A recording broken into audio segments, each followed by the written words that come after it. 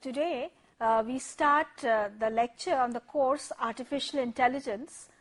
This course will be delivered by Shudeshna Sharkar, that is myself, and Professor Anupam Basu, both from the Computer Science and Engineering Department, IIT Kharagpur. The goals for this course is to introduce you to the field of artificial intelligence. We want to explain to you the challenges that are inherent in building a system that can be considered to be intelligent.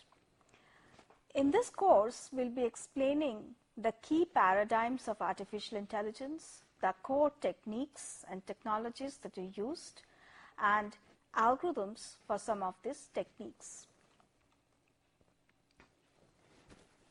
The instructional objectives of this course. On taking this course, you should be able to understand the role of basic knowledge representation, how to represent our knowledge about the world, a knowledge of problem-solving techniques, and a knowledge of some of the learning methods in AI. And we will see how these are used to solve different problems and to build a complete intelligent system. On taking this course, you should be able to assess the applicability, the strengths and weaknesses of these methods, of the different techniques that we discuss.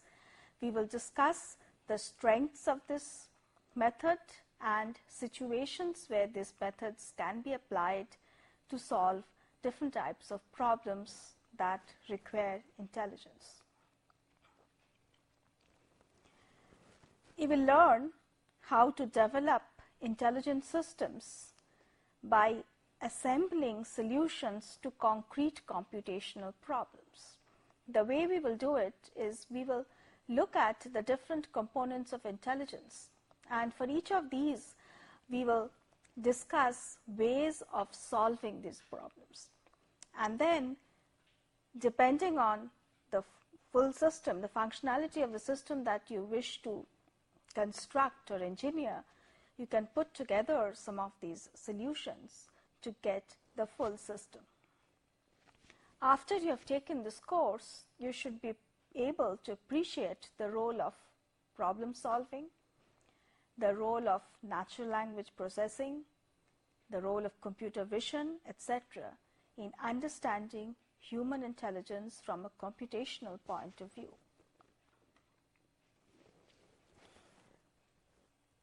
Some more to the point objectives of the course. On taking this course, you should be able to formulate certain types of problems as state space search problems, and you should learn what are efficient methods to solve them depending on the characteristics of the problem space. You should be able to write programs that play games, particularly two-player games. You should be able to use learning to find patterns in data, to find rules from data. You should be able to build expert systems for different diagnostic and other purposes. Some of the textbooks that we will follow for this course are, there are mainly two books which I will be referring to. Professor Basu will also talk about the other books that he will refer to. The books are Artificial Intelligence, A Modern Approach, second edition by Stuart Russell and Peter Norvig. This book is published by Prentice Hall and also by Pearson. The second book is Artificial Intelligence, A New Synthesis by Nils Nilsson, published by Morgan Kaufman Publishers.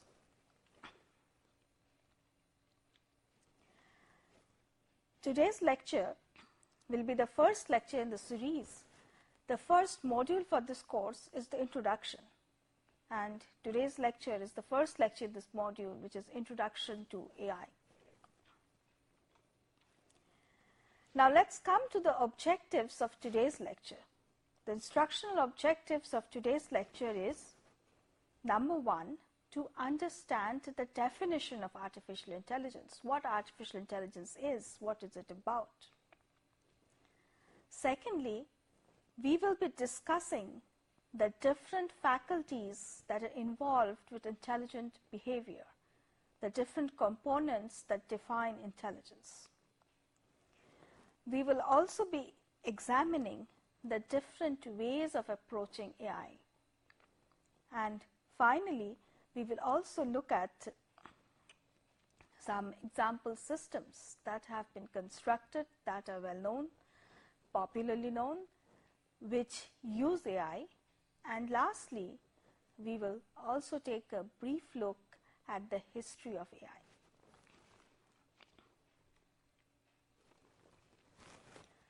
On taking this lesson, you should become familiar with the different ways of defining artificial intelligence. As we will see, different people may define AI differently, and we will familiarize ourselves with these definitions. Secondly, as I mentioned, we'll try to understand the different components of intelligent behavior. Another objective of today's lecture is also to let you develop an appreciation of the vast scope of artificial intelligence and the intellectual challenges that are there in the field. On taking today's course, you should be able to have a fair idea of the types of problems that can be currently solved by the computers and today's techniques that we know today. And we will also have an idea of those problems that are still difficult, or we cannot yet solve it by the techniques that we know today. So these are the four main components of today's lecture: definition of AI, example systems, approaches to AI, brief history. First, we will take up the definition of AI. Now, what is artificial intelligence? There are too many definitions of this term floating around. As you see, or what is clear from the two words artificial intelligence, it is clear to see that AI is concerned with the design of intelligence. And in the first term, artificial, AI is actually concerned with the design of intelligence in artificial artifacts, in artificial devices.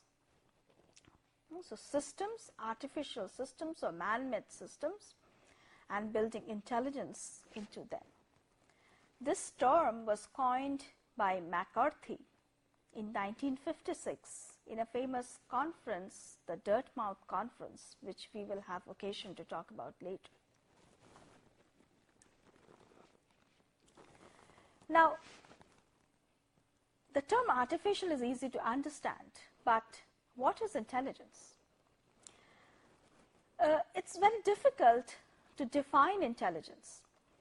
Often, some people look at intelligence as something that characterizes humans.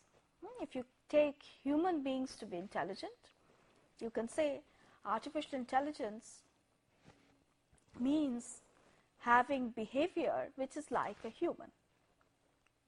In fact, there are two schools of thought here. So some people, or an idea is to have a machine or have a system that behaves like a human. Or the other school of thought is to, you see, humans are not always completely intelligent, right? Even though humans are actually pretty intelligent, but all the time humans do not behave intelligently. So the other school of thought is that artificial intelligence concerns with intelligence, which is the ideal or the best behavior or the most rational behavior. It is the machine should behave in the best possible manner. There is another dichotomy in the definition. When we talk about behavior, what sort of behavior are we talking about? there are two main types of behavior that people will like to talk about. Number one is thinking intelligently, reasoning properly and intelligently in order to come up with a solution. And the second approach is to talk about not thinking but acting, how the system actually acts or behaves. So we see we can talk about intelligence as something which characterizes humans, or something that means behavior in the best possible manner or behaving rationally. Again, we can talk about intelligence in thought or intelligence in action. So based on this criteria, we can look at the different ways of defining AI. So we may look at thought processes or reasoning versus behavior. We may look at human-like performance versus ideal rational performance. And this diagram shows the four different definitions that emerge from these two dichotomies. So on the one hand, we have thought or reasoning versus behavior. On the other hand, we have human-like performance versus ideal performance. So there are systems that think like humans.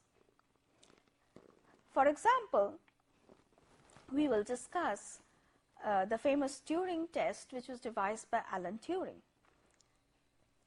where a system which passed the Turing test would be a system that behaves like a human or thinks like a human.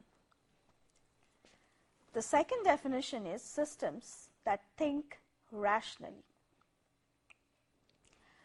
The school of thought where different philosophers, mathematicians, and computer scientists have worked on logic and laws of thought believe in this approach. Thirdly, there are systems that act like humans. Cognitive scientists look at the properties of systems that act like humans. And finally, we have the definition systems that act rationally, or systems that act in the best possible manner. And for this, we have the approach of constructing a rational agent, an agent which acts rationally. Alan Turing, considered by many to be the father of AI, devised the Turing test. In the Turing test, this is the experimental setup that he devised. There will be a closed room. In this closed room, there will be a being which may be a computer and it may be a human. There is an interrogator outside the room. The interrogator does not know whether the being inside the room is a computer or a human. So what the interrogator does is that the interrogator asks questions, and the human, the being inside the room,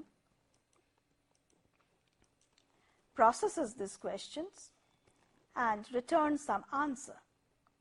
And the interrogator on the left room, he receives the answers on the screen. Now, the interrogator has to make out from the answers whether the being inside the room, whether it is a computer or a human. Now, if there is a computer inside the room, the computer tries to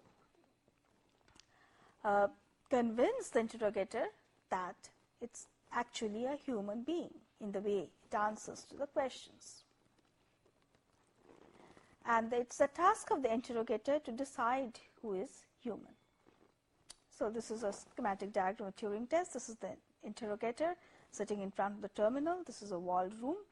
The walled room may contain either a human or a computer, and the interrogator has to decide whether what is inside is a computer or a human being. Now, if the interrogator cannot reliably distinguish between a human answerer and a computer answerer, then we can say that the computer system possesses artificial intelligence. So this is the test devised by Turing to find out whether the machine has been able to come up with the right amount of intelligence to match human intelligence in answering questions. Now let us look at typical AI problems. Intelligent entities or agents, they need to be able to do different types of tasks. Such tasks, there are some tasks which are mundane tasks that we do as a matter of fact in our daily life, and there are some tasks that we consider intelligent, like solving very difficult mathematical problems, playing games of chess in an expert fashion, and so on, activities which intelligent people can do well. Now, examples of mundane tasks are planning route. Suppose you want to go from here to the market, and you plan a path along which you will go, or you want to go from here to, let us say, a particular place in Delhi, and you have to plan your journey and plan your path. Then you have to suppose something that we do all the time is try to recognize objects or recognize faces of people. This requires vision. Thirdly, we communicate with each other through natural language. Fourthly, we navigate around obstacles in the street. So these are the tasks that we do routinely. In fact, most animals do these tasks routinely. And then there are expert tasks like medical diagnosis, which only the doctor who is an expert in the field does. Mathematical problem solving, which can be done effectively only by good mathematicians. Now, which of these problems are easy for the computer to do, and which of these problems are hard? Surprisingly, it has been much easier to mechanize many of the high-level tasks, which are so-called expert tasks. It has been easier in the history of AI and the history of computers. It has been easier to solve problems which are really the domain of experts. But AI has not had the same amount of success in dealing with mundane tasks. For example, AI systems can easily do symbolic integration. Some of the systems can prove some theorems. AI systems can play chess quite well. There are systems for medical diagnosis in particular domains. However, there are certain things that humans and animals do quite effortlessly. For example, walking around without running into things, catching prey and avoiding predators, interpreting complex sensory information, modeling the internal states of other animals, trying to understand what they are thinking about us and how to plan what to say, and so on. And also working as a team or collaborating. Then these tasks, unfortunately, have not all been easy to do by machines. Let's look at some of the basic intelligent behavior in human beings. Perception, that is ability to see, hear, sensory information. Reasoning with the information that we have. Learning for new situations. understanding natural language, communicating in natural language, solving problems. Now, we have looked at, so these things are what? This perception, reasoning, learning, language understanding, solving problems are examples of some of the things that we want our AI systems to solve. Now that we have looked at the definition of AI, let's have a look at some example AI systems that have been around. These are some of the applications of AI: computer vision, image recognition, including face recognition, robotics, natural language processing and natural language understanding, speech processing, etc. Then, if we look at the practical impact of AI, AI components are embedded in numerous devices. Even in some copy machines, there are AI components embedded. AI systems are in everyday use in detecting credit card fraud, in configuring products, in complex planning tasks, in advising physicians. The intelligent tutoring systems provide students with personalized attention. These systems are there, being used, and they have a tremendous impact because they are so useful.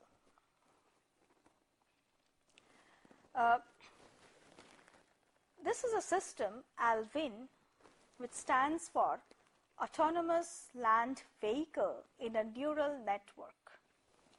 It was designed in 1989 by Dean Pomerleau at Carnegie Mellon University. This system drove a car from the East Coast to the West Coast across the United States of America using computer control, and it drove completely autonomously for most of the 2,850 miles. Only for 50 miles, especially at exits to freeways, etc., the human driver took charge. For 2,800 miles, the car drove itself. And the idea behind the car is quite simple. In front of the car is a camera which takes a picture of the road in front. And this picture or this image is used in a neural network. This picture is captured into an image having 30 by 32 pixels. These pixels are fed to a neural network which has 4 hidden units, and the output comes to the output tells the computer, the processor, which way to turn the wheel and decide the speed and so on. In 1997, the Deep Blue chess program developed at IBM beat the current world chess champion Garry Kasparov. This is the computer Deep Blue, and this is Garry Kasparov apparently after he lost the match.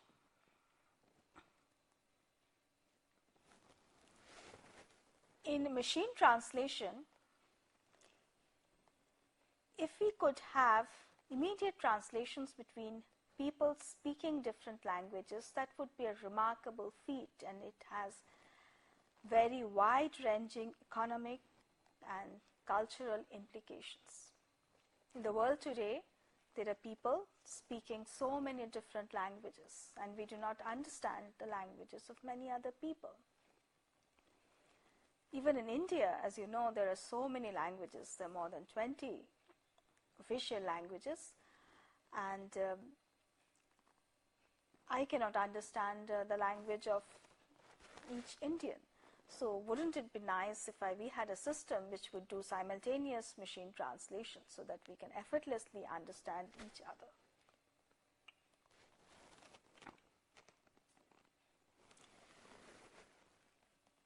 Full machine translation is not yet there, but there has been quite some progress in the field of machine translation in a small way. For example, the US military is giving a simpler one-way translation device. They're using this in Iraq. US forces are using the phrase letter to communicate with injured Iraqis, prisoners of war, travelers at checkpoints, and for other peacekeeping duties. Then Carnegie Mellon University is working on a system called the speech letter for use in doctor-patient interview. Imagine how difficult it is when a doctor does not understand the language of the patient. The patient doesn't understand the language of the doctor. The patient will not be able to communicate his symptoms to the doctor. So speech letter is being used in order to help doctors do so. In space exploration, robotic space probes autonomously monitor their surroundings, make decisions, and act to achieve their goals. This is the home page of Mars Exploration Rover mission. So NASA's Mars rovers, So if you have a look at this page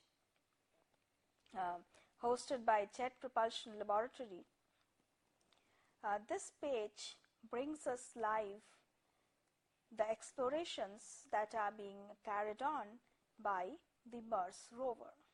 There are two Mars rovers, Spirit and Opportunity, that have been sent to Mars. They have already finished their primary assignments and are continuing with exploratory duties.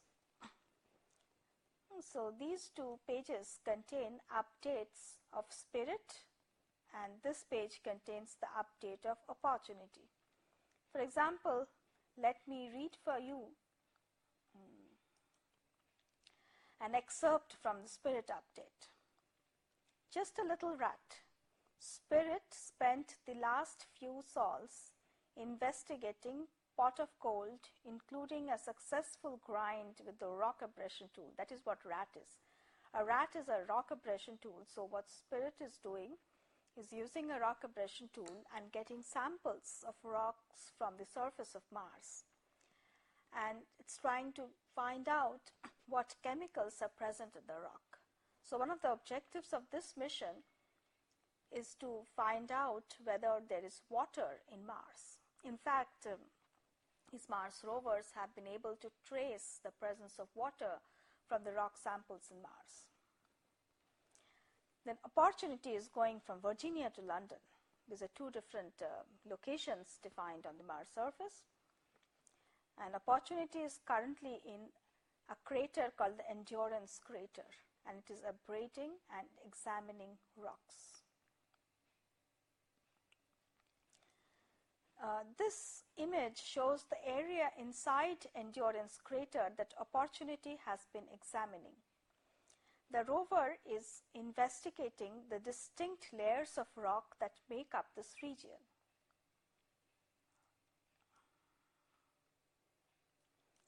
And this image taken by rover highlights the nodular nuggets that cover the rock that has been named the pot of gold. These nuggets appear to stand on the end of stalk-like features. The surface of the rock is dotted with fine-scale pits. And there are so many other news about these two space rovers. The Spirit rover is currently exploring a range of Martian hills that took 2 months to reach. It is finding curiously eroded rocks that may be new pieces to the puzzle of the region's past. Spirit's twin, Opportunity, is also negotiating sloped ground, examining exposed rock layers inside a crater informally named Endurance. So you see that we have intelligent agents that are going to unknown territory where no human has been before, and they are carrying on explorations and making new inferences. Then there are internet agents. All of you are familiar with the explosive growth of the internet in recent years, and there is a growing interest in internet agents that can monitor users' tasks, seek information that is needed from the web, and learn which information is most useful for a particular user.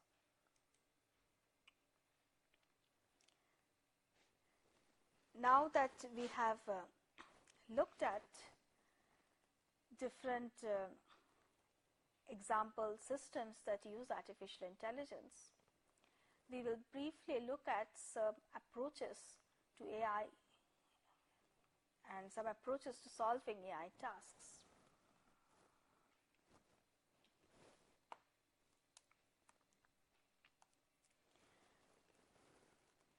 One way of looking at AI is strong AI or weak AI. Strong AI aims to build machines that can truly reason and solve problems. Machines that are self-aware and whose overall intellectual ability is indistinguishable from that of a human being. So strong AI proponents want to develop systems that are completely intelligent, that can do things fully using their own intelligence. Such systems can be human-like, can be non-human-like, but rational.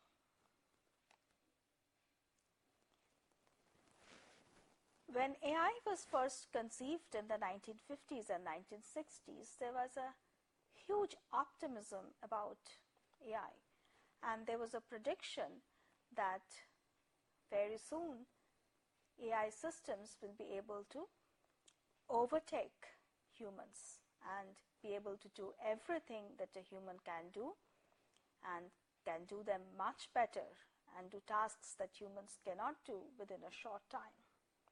However, such optimism have been ill-founded, and this was partly the reason why some people lost faith in the techniques of AI. But now, after research into AI has taken place for over 50 years, now we are in a position to understand and appreciate the true difficulty of the different problems that AI face. And we know what we can aim to solve now and what is more difficult, and we will need different techniques and different hardware, different paradigms to be able to solve. Weak AI, unlike strong AI, weak AI deals with the creation of some artificial intelligence that cannot truly reason and solve problems, but act as if they were intelligent.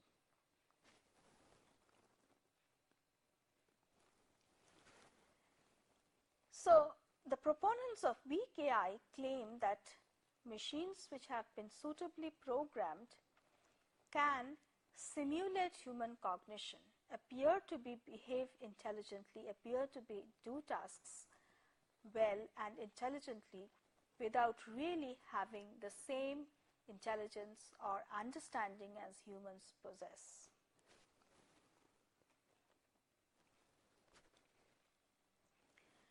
So strong AI really deals with machines that really have mental states that think, reason, understand their behavior, whereas weak AI is involved in simulating human behavior or simulating intelligent behavior without really claiming that the reasoning process behind it is intelligent.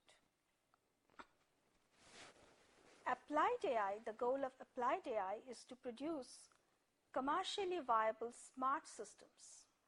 For example, it will be nice to have a security system that is able to recognize the faces of people who are permitted to enter a particular building.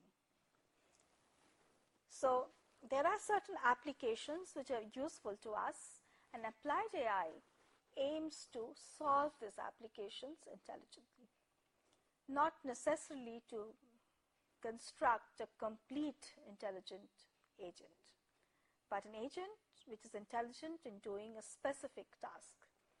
For example, recognize people, detect credit card fraud, drive a vehicle autonomously. So they take up specific tasks and develop systems that solve those tasks.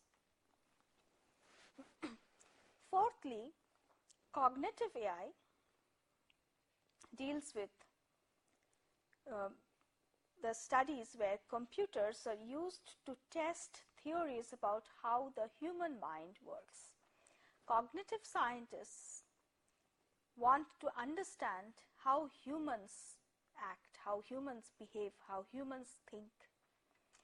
And these theories can be tested by building these theories into machines and watching and testing how well the machines function using those theories. For example, one may have a theory about how humans recognize faces. We do not know how we recognize faces, how our brain recognizes faces, how we store all the different faces or some of the many different faces that we have seen in our lifetime, and how we look at a person and recognize them. So cognitive scientists come up with different theories about how people recognize faces or how people solve different types of problems. And some of these theories can be tested by building similar mechanisms into a machine and testing how well the machines perform. So here I have outlined some of the topics of AI. In the core areas, we've talked about knowledge representation, reasoning, machine learning, general algorithms, search, planning, constraint satisfaction, perception, vision, natural language processing, robotics, applications, game playing, AI and education, distributed agents, uncertainty, probabilistic approaches, decision theory, reasoning with symbolic data. These are some of the topics that people study in AI. And in this course, also we are going to study some of these topics, or most of these topics.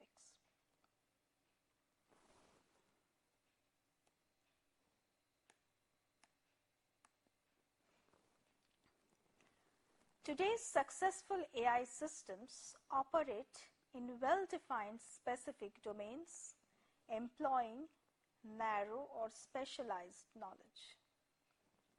However, if you want to artifact a system that has general intelligence that can work intelligently in any domain, we need to have a lot of things. For example, such a system must have common sense knowledge, which is needed to function in open-ended worlds.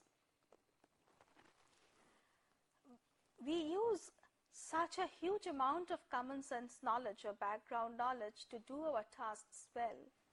If we really start thinking and trying to note them down, it is a huge effort.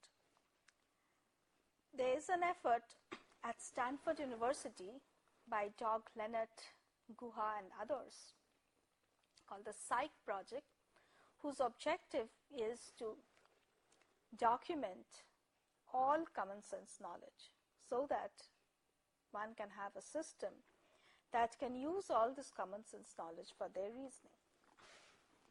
Secondly, a general unconstrained AI system must be able to understand natural language. In fact, unconstrained natural language. Though there has been a lot of strides in natural language understanding unconstrained natural language in general is a very difficult problem, which will require a lot of expertise to solve completely.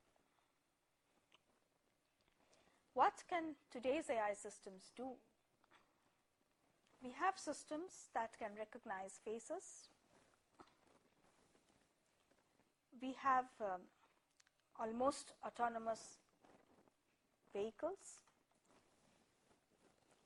Our natural language processing systems can do simple machine translation.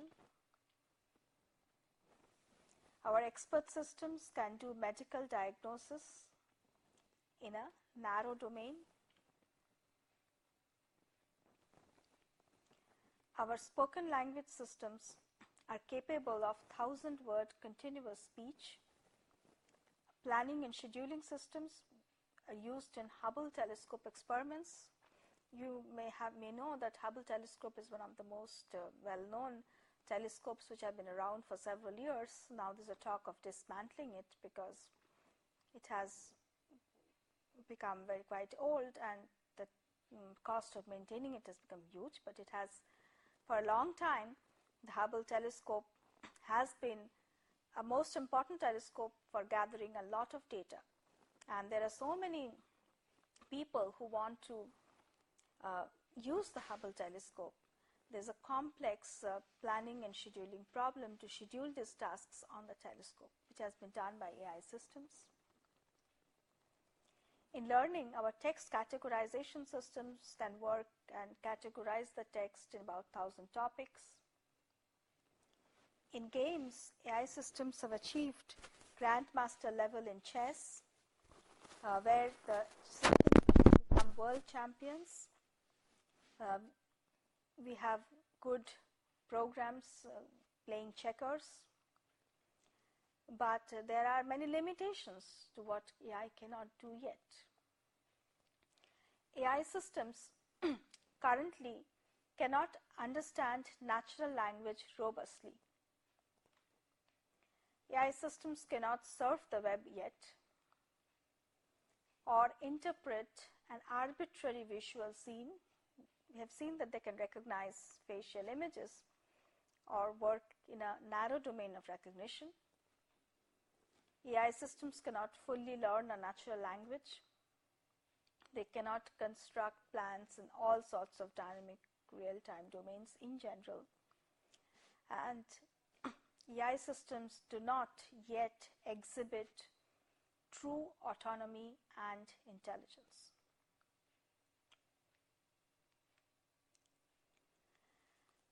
Now that we have looked at some of the approaches of AI and what AI can do and not do at present, let us have a look at the brief history of artificial intelligence.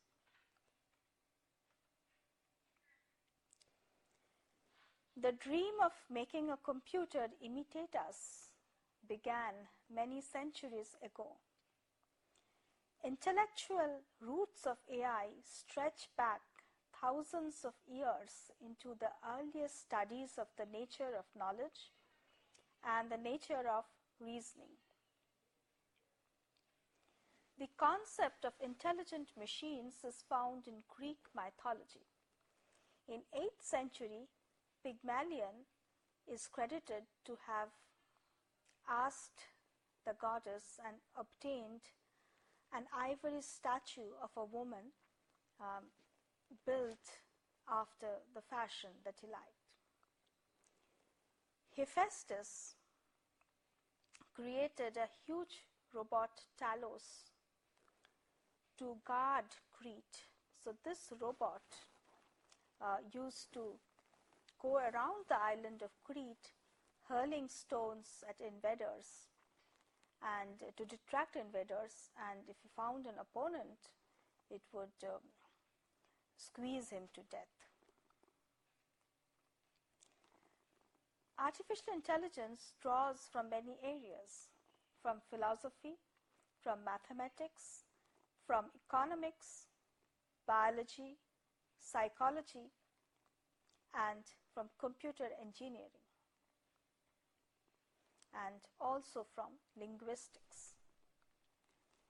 Philosophers have analyzed the nature of knowledge and have explored formal frameworks for developing conclusions. There have been mathematical formalizations in logic, in computation, and probability. Economists have developed decision theory and reasoned about, not economists, biologists have reasoned about how the brain processes information.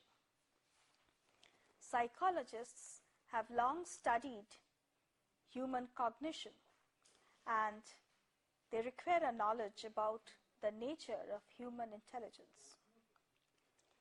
And finally, we want to know how to build an efficient computer. So in the earliest days, Aristotle, in the 4th century BC, developed an informal system of logic, which was the first formal deductive reasoning system. In the 13th century, we have Ramon Llull, a Spanish theologian who invented the idea of a machine that would produce all knowledge by putting together words at random. He even tried to build such a machine, his concept wheel. Then early in the 17th century, Descartes proposed that bodies of animals are nothing more than complex machines. Blaise Pascal in 1642 built the first mechanical digital calculating machine. Leibniz in 1673 improved Pascal's machine. So that was the first step in building a mechanical computing device. In 19th century, George Boole developed a binary algebra representation, which laid the foundation of Boolean algebra. Charles Babbage and Lady Ada Byron worked on programmable mechanical calculating machines. In the late 19th century and the early 20th century, mathematical philosophers like Gottlieb Frege, Bertrand Russell, Alfred Whitehead, and Kurt Gödel built on Boole's initial logic concepts to develop mathematical representations of logic problems. The advent of electronic computers really provided a revolutionary advance in our ability to study intelligence. In 1943, McCulloch and Pitts built a Boolean circuit model of the brain. A logical calculus of ideas immanent in nervous activity was published, and it explained for the first time how it is possible for neural networks to compute. Marvin Minsky and Dean Edmonds built the SNARC in 1951, which is a neural network computer. We have already seen Alan Turing. In 1950, Turing published his Computing Machinery and Intelligence, and this article articulated a complete vision of AI, of solving problems, how AI systems can solve problems by searching through a space of possible solutions guided by heuristics. He illustrated his ideas on machine intelligence by reference to chess. He propounded the possibility of letting the machine alter its own instructions so that machines can learn from experience. In 1952 to 56, Samuel designed a checkers playing program. In 1956, Alan Newell and Herbert Simon designed the logic theorist. Then the general problem solver was built by the same people.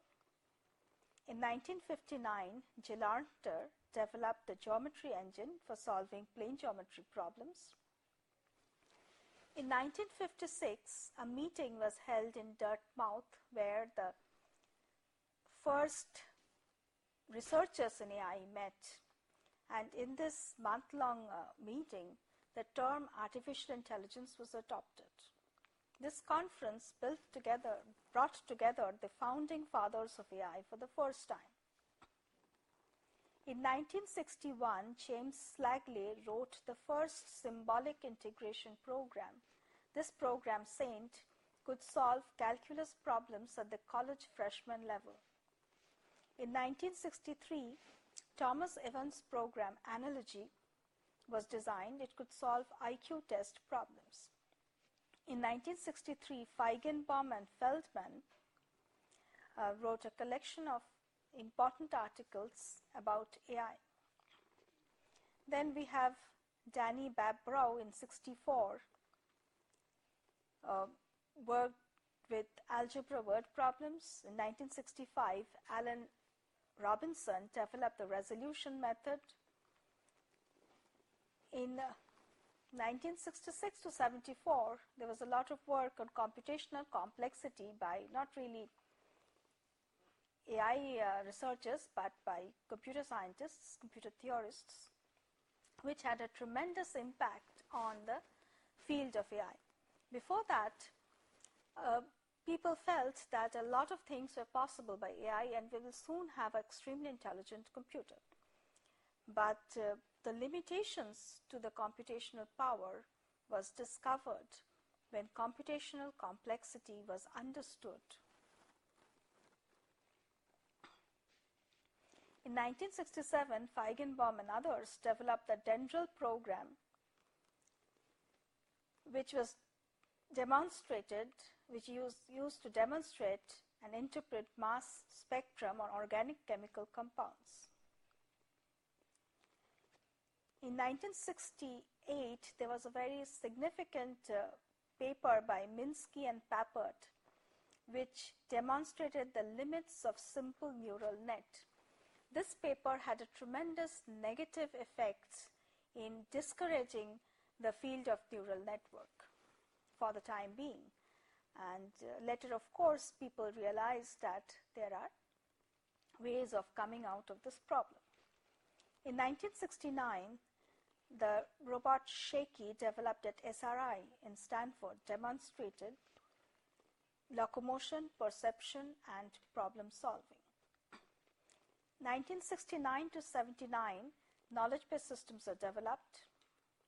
Let's skip these. In 1976, Doug Lennart had the program called AIM and Heurisco, which demonstrated the discovery model. In 1978, Herbert Simon from CMU won the Nobel Prize in Economics for his theory of bounded rationality. In 1980s, Lisp machines were developed and marketed. In 1985 and 95, neural network returned to popularity during the period from 85 to 95. In 1988, there was a resurgence of probabilistic and decision theoretic methods. Early AI systems used very general systems and little knowledge, but recent AI systems use specialized knowledge to perform specific tasks.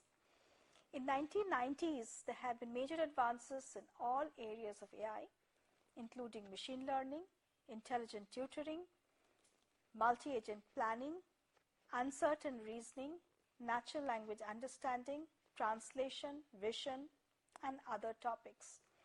Rodney Brooks worked on the COG project at MIT, which made significant progress in building a humanoid robot.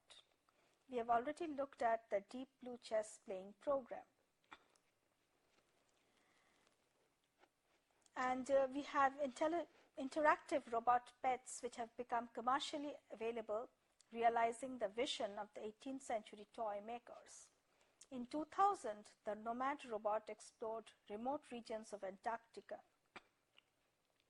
And AI is a popular topic which is constantly in the news. So this is the site which publishes news, the AAAI site which publishes news about AI. And if you visit this site, you will find that at any time there are a lot of interesting news on AI. So with this, we will end today's lecture. And before we end, we have a few questions. Question 1, define intelligence. Question 2, what are the different approaches in defining artificial intelligence? Question 3, suppose you design a machine to pass the Turing test. What are the capabilities such a machine must have? Question 4, design 10 questions to pose to a man or machine that is taking the Turing test. Question 5, will building an AI computer automatically shed light on the nature of natural intelligence? Do you think so? Question 6, list 5 tasks that you will like a computer to be able to do within the next 5 years. The last question, question 7, list 5 tasks that computers are unlikely to be able to do in the next 10 years. With this, we come to the end of today's lecture. Thank you.